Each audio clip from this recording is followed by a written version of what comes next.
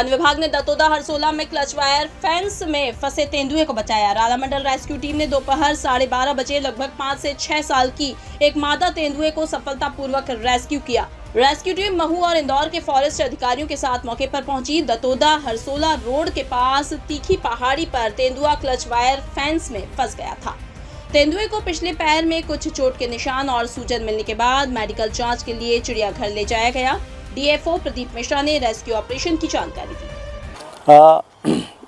जो घटनाक्रम के संबंध में थोड़ा सा बताना चाहेंगे, क्योंकि ये घटना जैसे रात की ही है, लेकिन हम लोग को जानकारी सुबह अर्ली मॉर्निंग प्राप्त हुई तो हमारे एसडीओ साहब योहन कटारा साथ में खड़े हुए हैं। इन्होंने सूचित किया मुझे कि एक तेंदुआ लैंटाना जैसी झाड़ियों में बुरी तरह से फंसा हुआ निकल नहीं पा रहा है। तत्समय मैं समझ गया था कि कहीं ना कहीं उसके पैर में या आगे पैर पीछे के पैर कहीं ना कहीं फंस गया होगा, कि ऐसी घटनाएं पहले भी प्रकाश में आई है जब मैं देवास में डीएफओ था, और उसके पहले भी सामान्य होती हैं घटनाएं। तो मुख्य कारण जो हमें प्रथम दृष्टया समझ में आया तेंदुआ का, कि जनरली वहाँ आसपास आलू की खेती थी। ये लोकेशन है, यहाँ से हरसोला गाँव है, महू रेंज के अंतर्गत आता है। वहाँ पे एक पहाड़ी पे, जो कि राजस्व की पहाड़ी है, उसी के झुरमुटों में था ये।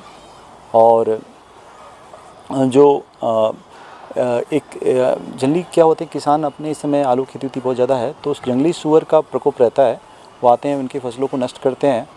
तो उसके बचाव के लिए कई बार उन लोगों ने अज्ञातवश, चूँकि ये वन प्राणी अधिनियम 1972 के अंतर्गत ये गैरकानूनी माना जाएगा, बट कभी कभी अज्ञानतावश उनके द्वारा ऐसे लगा दिया जाता है कंट्रोल करने के लिए सूअरों को।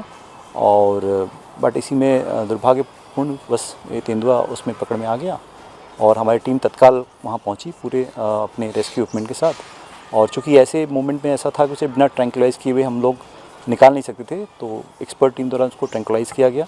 मुख्यालय से संबंध में प्रॉपर अनुमति किया गया। हमारे CW LW साहब, श्री सेन साहब हैं, PCCF साहब वन्य प्राणी भोपाल, उनको सूचित किया गया।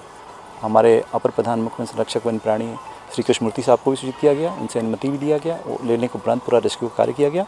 रेस्क्यू के उपरांत हम लोग इसे रिलीज़ करना चाह रहे थे, लेकिन जब परीक्षण किया गया तो उसमें ये प्रकाश में आया कि इसके पुराने पीछे पैर, जहाँ से अटका हुआ था, तार फंसी हुई थी, वहाँ पे कहीं ना कहीं उसके पैर थोड़ा सा डैमेज समझ में आ रहे हैं, क्योंकि वो उठ के चल नहीं पा रहा था।